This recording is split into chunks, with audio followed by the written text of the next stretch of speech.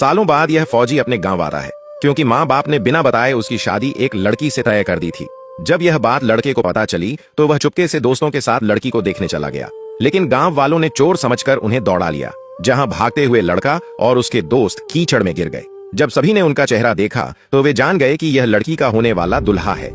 लड़के को भी पहली नजर में वह लड़की पसंद आ गई, जिसके बाद घर वालों ने बड़े ही धूमधाम से अपने बेटे की शादी उस लड़की से कराई। दोनों अपने वैवाहिक जीवन से काफी खुश थे, लेकिन अगले ही दिन फौजी को सूचना मिली कि बॉर्डर पर जंग शुरू हो गई है। इसलिए फौजी अपनी पत्नी और मां से विदा लेकर जंग पर निकल गया। जंग के दौरान दुश्मनों का पीछा करते समय अचानक बर्फ पर फौजी का पैर फिसल जाने से वह एक गहरी खाई में गिर गया। इधर न्यूज के जरिए घर वालों को पता चला कि जंग में कई लोग शहीद हो चुके हैं, जिनमें उनके बेटे का भी नाम शामिल था। यह खबर सुनते ही फौजी की पत्नी और पूरा परिवार शोक में डूब गया। भारत पाक की जंग के दौरान यह फौजी दुश्मनों का पीछा करते हुए बर्फ पर पैर फिसल जाने से यह गहरी खाई में गिर जाता है। जब इस फौजी की आंख खुलती है तो वह किसी तरह वहां से बाहर निकलकर रोड पर आता है, जहां पर इसे सब कुछ बदला बदला सा लग रहा था। तभी इसे एक टूरिस्ट जीप दिखती है, जिसमें यह उन लोगों से लिफ्ट मांगकर आर्मी कैंप जाता है। वहां सब इसे बहुत हैरानी से देख रहे थे। फौजी ने सबके हाथों में मोबाइल देखकर सोचा कि ये कैसी चीज है जो सबके हाथों में है, क्योंकि यह सन 1971 से सीधे 2021 में 50 सालों बाद वहां पर लौटा था। पूछताछ के दौरान फौजी ने जब अपना नाम बताया तो वहां पर इस नाम का कोई ऑफिसर था ही नहीं, जिससे सबने इसे फर्जी वर्दी पहनने के जुर्म में पकड़ कर लेते हैं। ऑफिसर ने थोड़ी देर पूछताछ के बाद उसकी बातें न समझ आने से उसे पागल समझकर छोड़ दिया। तभी एक कर्मचारी से उसके शहर का पता पूछता है। तब कर्मचारी कहता है कि मैं कल वहीं जा रहा हूं, तो मेरे साथ चलो, मैं तुम्हें छोड़ दूंगा। जब फौजी सिपाही के साथ जा रहा था तभी उसकी नजर कैलेंडर पर गई, जहां उसे पता चला कि दुनिया 50 साल आगे बढ़ चुकी है। वह चुपचाप ऑफिसर के साथ दूसरे दिन ट्रेन से अपने शहर जाता है, जहां पर वह कुछ भी पहचान नहीं पा रहा था, यहाँ तक कि उसके शहर का नाम तक बदल चुका था। पुराने दोस्त के यहाँ गया, जहां पर उसका दोस्त एकदम बूढ़ा हो चुका था। जब उसने अपने दोस्त से कहा कि मैं ही तुम्हारा दोस्त हूँ, तो उसने यह मानने से इनकार कर दिया और बोला कि मैंने इन्हीं हाथों से 50 साल पहले उसकी अर्थी को कंधा दिया था। तब फौजी से उसने बताया कि बेटे के गम में उसके माँ बाप भी चल बसे। जब फौजी ने अपनी पत्नी के बारे में जानना चाहा तो उसने कुछ नहीं बताया। उसने उसको वहां से जाने को कह दिया। अपनी खोई हुई पहचान की खोज में फौजी सड़क पर जा रहा था। तभी उसने सड़क पर भीड़ देखी। आगे जाने पर उसने देखा कि एक कार का एक्सीडेंट हो गया है। तभी फौजी 1 ने कार का शीशा तोड़कर अंदर फंसे लड़के को बाहर निकाला। शीशा तोड़ने से फौजी को भी चोट लग गई थी, इसलिए लड़का उसे अपने साथ घर ले गया। जब वह घर में गया तो पानी पीते समय उसकी नजर एक फोटो पर पड़ी, जिस पर एक औरत टीका लगा रही थी। वह फोटो हूबहू उस फौजी के जैसी थी। जब वह औरत सामने आई तो उसमें उसे अपनी पत्नी दिखी। बूढ़ी औरत ने जब उसे देखा तो उसके हाथ पर चोट लगी थी और यह देखकर वह उसके हाथों में दवा लगाने लगी। तभी उस बूढ़ी औरत का बेटा घर पर आया, जो कि एक बहुत बड़ा नेता था। उसे देखकर उसके बेटे ने उसे फौजी से मिलवाया और बताया कि मेरी जान बचाने वाला शख्स यही है। आज उनका श्राद्ध कर रहा है। वह श्राद्ध का खाना लेकर छत पर गया और कौओं के खाने का इंतजार करने लगा, लेकिन कौओं ने खाना नहीं खाया। यह सब देखकर फौजी को बहुत तकलीफ हुई। एक दिन घर में घूमते समय उसे अपनी शादी की फ्रेम दिखाई दी, जिसे देखकर वह अपनी पत्नी के कमरे में चला गया, जहां पर उसे अपनी आर्मी की संदूक दिखाई पड़ी।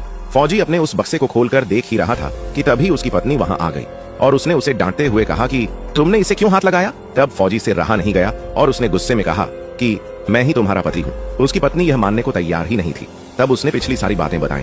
फौजी ने अपनी शादी से लेकर जंग में जाने तक और पैर फिसलने से लेकर वापस आने तक, अपने दोस्त से मिलने के बाद इस घर में आने तक की सारी बातें उसे बताई, लेकिन उसकी पत्नी इस असंभव बात पर यकीन नहीं कर पा रही थी। तभी वह कमरे से बाहर जाने लगी। पीछे से फौजी ने उसे रोकते हुए वही लाइन बोली जो उसने उसे शादी के बाद बोली थी। वो लाइन सुनते ही वह रुक गई।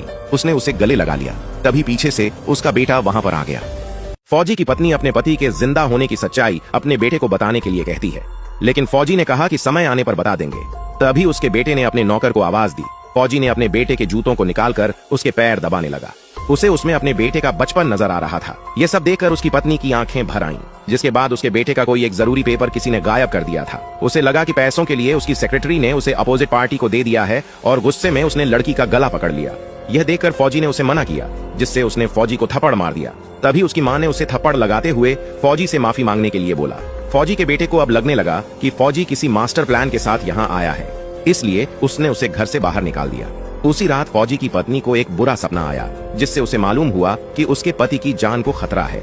इधर फौजी के बेटे ने उसे अपने रास्ते से हटाने का इंतजाम कर दिया था। फौजी की पत्नी पुलिस स्टेशन में अपने बेटे के खिलाफ कंप्लेंट लिखवाती है। जब एक न्यूज रिपोर्टर ने यह सुना तो उसने एक 28 साल के लड़के और 68 साल की बूढ़ी महिला की लव स्टोरी नाम से न्यूज वायरल कर दी। फौजी के बेटे ने उस पर जानलेवा हमला कराया, जिससे फौजी अपनी बहादुरी से लड़कर बच गया और वह अपने घर न जाकर पत्नी के साथ एक पुराने दोस्त के यहाँ चला गया।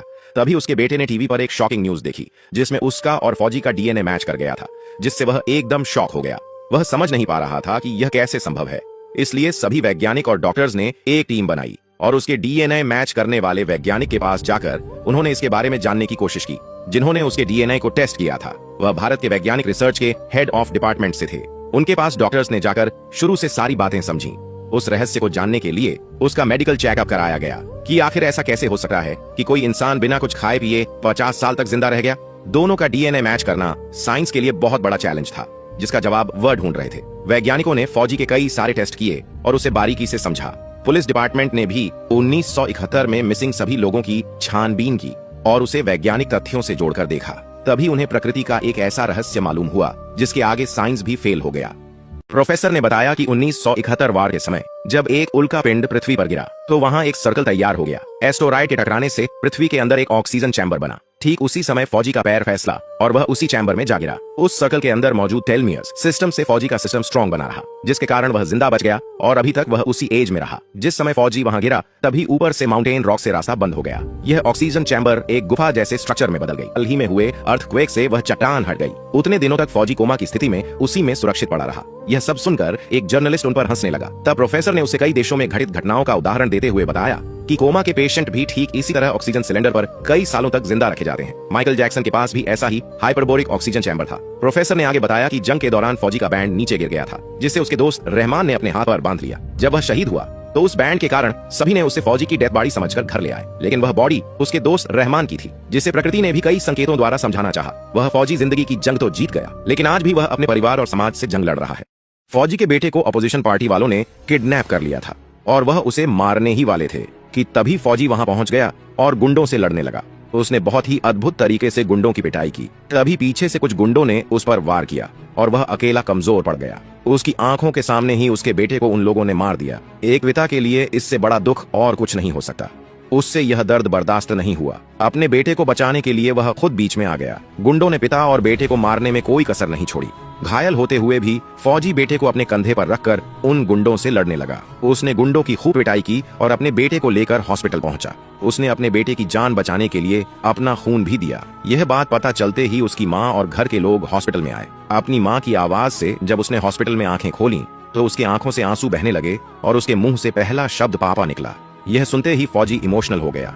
उसने अपने पिता से सॉरी बोला और अपने माता पिता के हाथों में हाथ रखा। आज फौजी दुनिया के साथ साथ अपनों की जंग जीतने में भी कामयाब हो गया।